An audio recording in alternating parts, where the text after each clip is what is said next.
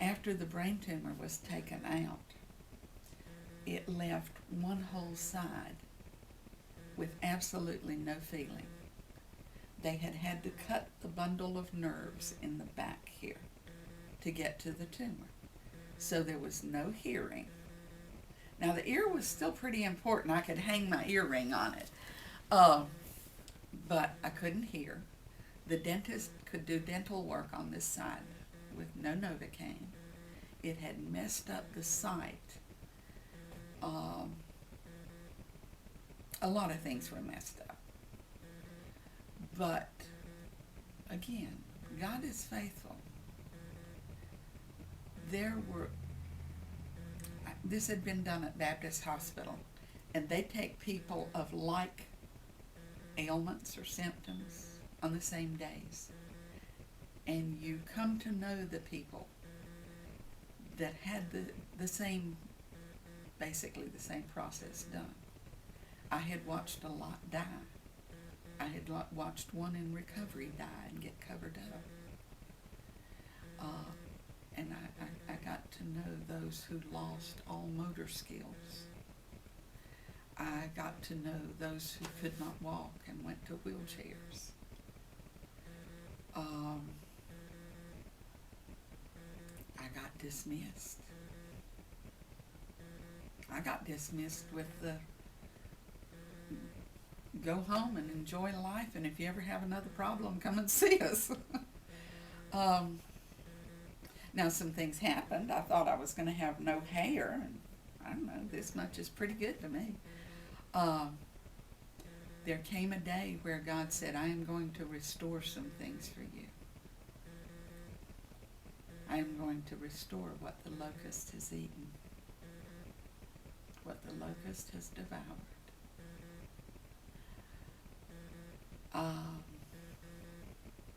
I can chew very well now. This eye had no eyelashes. In the hair thing, these eyelashes on this side only came out. And I had one side with eyelashes and one bald side. And you would put on makeup in the morning, and you'd put it on, and you'd do mascara here, and you'd look pitifully over here. And one of the first things that God actually restored, and it would seem like a small thing, eyelashes, that there came a night I took off makeup and looked over here, and it was bald. And the very next morning, I put on makeup, did this, and there came my again.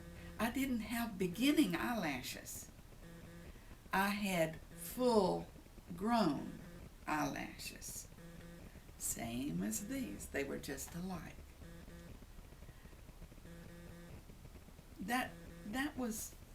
It was a miracle, but it was another piece in God's track record of faithfulness. And then I think the next thing that was restored, it was nearing the time to go get my driver's license renewed. And I had never had really good eyes. Even on my permit, I was restricted to glasses. And I always worried about failing the eye test and not being able to get my glasses. And it came down to I always planned to go early. So if I failed it, I'd have a second chance before they expired. And it came the morning I had planned to go. And as I got up that morning, I knew God said, don't take your glasses. And God's faithful, and I love Him, and He loves me. But my first response was, Lord, I hope you know what you're doing. That was rhetorical. I know He knows what He's doing. So I got ready, and I went. I didn't even have to wait that morning. The man met me and said, you have your old license. I gave it to him, and he talked as we went back. And he looked down and he said, you wear glasses.